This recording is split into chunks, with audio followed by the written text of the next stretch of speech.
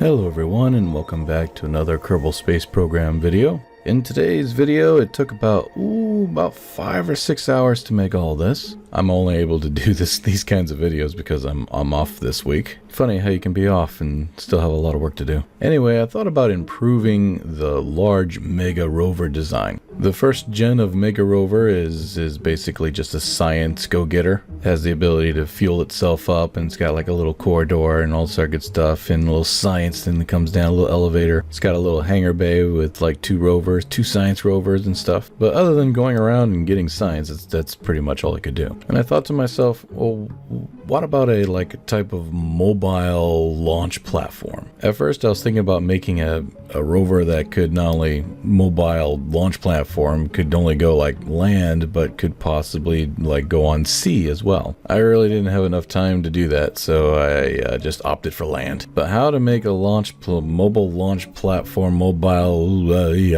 Well, obviously the rocket's gonna have to lay on its belly on top of the vehicle. Kind of like a ICBM as it raises up into the sky and about to,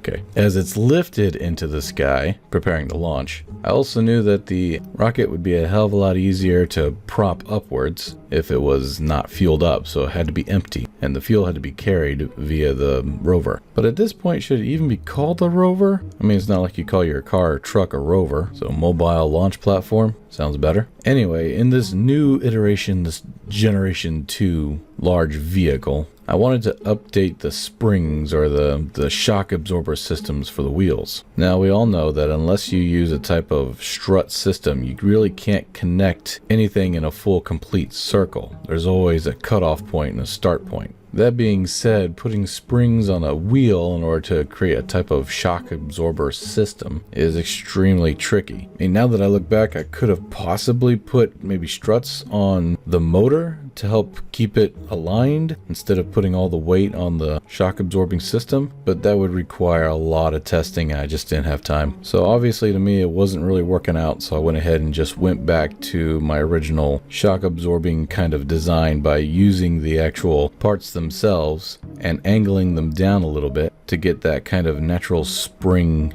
like physics that are in the parts themselves. It worked out just fine, so I'm not really worried about it. Maybe if I have time I'll actually invent a really nice shock absorbing system, but yeah, when I have time. Anyway, this mobile platform has a little elevator that comes down on the side, which is kind of nice. It was a little too small actually at first, so I had to extend it because, as we all know, our Kerbal will not move on a craft if it's not either in the craft, on a seat, or on a ladder. If you try to do it any other way, the Kerbal will stay there, like if it's tethered to the space-time continuum. If you try to lift the Kerbal up without putting it on a ladder or a chair, the Kerbal will stay there as if stuck to the space-time continuum, and the elevator or the piston that you put underneath of it won't even move. Try it sometime, you'll see what I mean. So my little workaround is to actually put ladders on the elevator system. And of course they have to be separated in order to make room for the actual Kerbal itself, so this elevator can safely bring up 3 Kerbals, but there's of course no limitation how many Kerbals it can bring down. But if you're going up, you can only use 3, or you can only bring up 3 at a time, because there's only 3 ladders they can grab a hold to. Well, anyway, I was trying to figure out how to refuel this thing once it was raised up. I put fuel lines attached to it, because for some reason it wasn't letting me fuel it up by itself, so I tried fuel lines. That wasn't working. I built a little bridge to go across and connect to it so the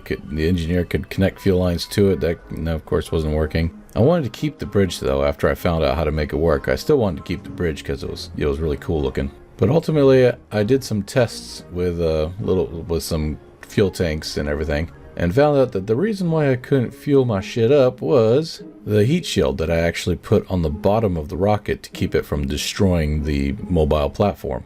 It won't let anything in at all, ever. Even with fuel lines attached to the damn rocket, it glitches it all out and it won't let anything in fuel-wise or resource-wise. So in order to keep the protection heat shield still there and allow for fuel flow, I simply attached the heat shield on the very bottom and then kind of used the move tool to bring it up against the rocket. So once I figured all that out, like I said before, I still kept the bridge, because the bridge was going to be used for fuel and refueling, but it was so cool I just kept it. And yeah, there you go. Ended up slapping some flags on it, rebuilt the probe as you saw, I don't know if the probe works or not. Don't have enough time to work on it.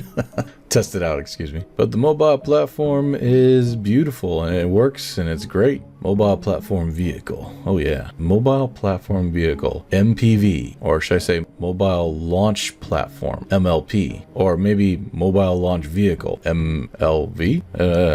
Whatever it is. It's pretty sweet looking. And about the 6 or 7 hours it took from beginning of conceptual testing and design all the way to recording and editing and finally a video, it was worth it. I sure hope this gets a lot of views, because right now I'm looking at the views compared to how hard I worked on a video kind of thing going on. And if I can make a 10-minute video and only work about an hour on it, and it gets way more views than a video that took all day to make, then you know which side I'll probably lean on more. Not that I'm lazy, just I don't really have time. But don't worry, I will never stop making big, awesome, long-hour craft files. They'll just be seldom, not as many. But you guys understand. That's why I love you all. You're so good to me. Space Call. But anyway, there it is, in all of its glory. Hope you liked it. If you liked it, please consider giving this video a like. And if you really liked it, maybe consider subscribing. I upload videos almost every day. KSP videos mostly in the mornings. And if I have time to make another video, then it will be other games in the evenings, like Satisfactory, Fallout 4, stuff like that. Spore. I haven't touched Spore in a while. I might have to touch that again. Like I said before, my original save file in Spore got deleted somehow, so I'd have to start from the beginning if that is the case. I am putting out a Fallout 4 video later this evening though, so keep your eye out for that. For those of you who aren't into Fallout 4, that's cool, but I will try to entice you to watch it only for the simple fact that in this Fallout 4 series, I scream like a chimpanzee that just got kicked in the nuts. Let me just put it to you this way: ghouls on survival mode are freaking scary as hell. There is a lot of panicking going on, along with swearing, so sorry about that. But anyway,